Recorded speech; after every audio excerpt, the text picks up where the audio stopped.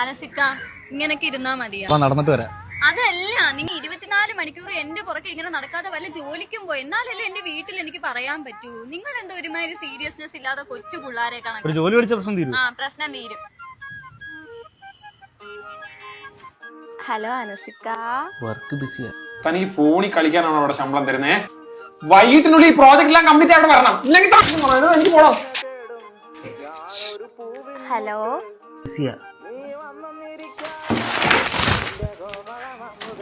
Hello ഈ work ബിസിയാ, വിളിക്കാം. Hello അനസെ, ഇങ്ങനാണെങ്കിൽ നമുക്ക് ഈ റിലേഷൻ മുന്നോട്ട് കൊണ്ട് പോണ്ട. നിനക്ക് എപ്പോഴും ഇപ്പൊ ജോലിയുടെ കാര്യം മാത്രമേ ഉള്ളൂ. എന്നെ നീ ഒന്ന് കെയർ ചെയ്യുന്നുണ്ടോ, സ്നേഹിക്കുന്നുണ്ടോ? ഒരു 5 മിനിറ്റ് പോലും നിനക്ക് ഇപ്പൊ എന്നോടൊന്ന് സംസാരിക്കാൻ വയ്യ. ഇങ്ങനാണെങ്കിൽ ഇത് വേണ്ട, നമുക്ക് ബ്രേക്കപ്പ് ചെയ്യാം.